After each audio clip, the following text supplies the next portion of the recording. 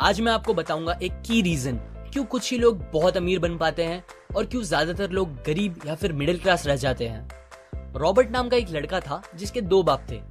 अब आप कुछ गलत मत समझिए, पहला उसका खुद का था पर दूसरा उसके दोस्त का बाप था जिसे वो अपना मुंह बोला बाप मानता था।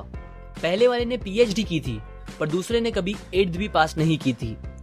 दोनों बहुत ही स्मार्ट और हार्डवर्किंग थे पर दोनों की सोच बहुत ही अलग थी और दोनों रॉबर्ट को अलग अलग बातें सिखाते थे। पहला बाप बोलता था कि पैसा सारे फसाद की जड़ है, पर दूसरा बोलता था कि पैसा ना होना सारे फसाद की जड़ है। पहला रॉबर्ट को हमेशा महंगी चीजों के बारे में सोचने से मना करता था और कहता था कि वो हमारी हैसियत के बाहर है। दूसरा उसे कहता था कि वो सोचे और अलग अलग रास्ते ढूंढे जिससे वो सारी महंगी चीजें खरीद सके। ये करने से उसका दिमाग तेज होगा और नए आइडियाज भी मिलेंगे। पहला उसे कहता खूब मेहनत कर, अच्छे से पढ़ लिख ताकि तुझे बड़ी कंपनी में नौकरी लगे और तू बड़ा इंसान बन पाए। दूसरा कहता था तू खूब पढ़ मेहनत कर पर खुद की कंपनी खोल ताकि तू खूब सारी नौकरियां लोगों को दे पाए। रॉबर्ट के पास एक एडवांटेज था, उसने अपने दोनों बापों को अपनी अलग अलग सोच के साथ बढ़ते और उनकी तरक्की देखी। उसने अपना दिमाग लगाया और अपने दूसरे बाप की बातें मानी और फॉलो की, जो कि बाद में मायामी फ्लोरिडा का सबसे अमीर इंसान बना और उसकी सिखाई बातों से उसने खुद करोड़ों कमाए, जबकि उसका पहला बाप जिंदगी भर गरीब रह गया।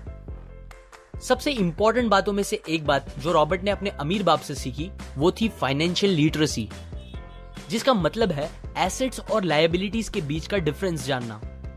अब आप गौर से सुनिए, ये नॉर्मल कॉमर्स में सिखाए गए मीनिंग से थोड़ा अलग है। रॉबर्ट ने काफी इजी शब्दों में उसका मीनिंग बताया है, जो कि कुछ ऐसा है।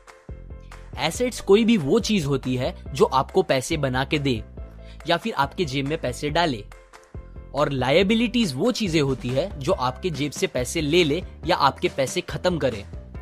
अमीर लोग इसीलिए अमीर होते हैं बिकॉज वो अपने एसेट्स बनाते हैं, जबकि मिडिल क्लास लोग बस लायबिलिटीज पे खर्च करते हैं। मिसाल के तौर पर रमेश और सुरेश नाम के दो दोस्त थे। दोनों सेम पोजीशन और सेम सैलरी पे काम करते थे। जब भी उन्हें सैलरी मिलती, रमेश अपनी सैलरी से नए कपड़े, नए गैजेट्स, नया फोन, बाइक या कार ऐसी चीजें खरीदता था जो उसे अमीर जैसा फील कराती थी।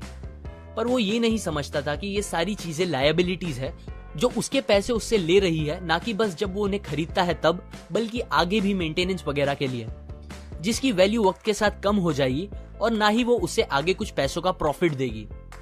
बट सुरेश ऐसा नहीं था।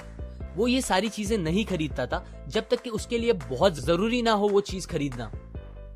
वो पैसे जमा करता था और एसेट्स पे खर्च करता था, जैसे कि स्टॉक्स, बॉन्ड्स, रियल एस्टेट, अपनी खुद की स्किल्स बढ़ाने के लिए या कुछ सीखने के लिए जो उसे आगे और पैसे बना के दे।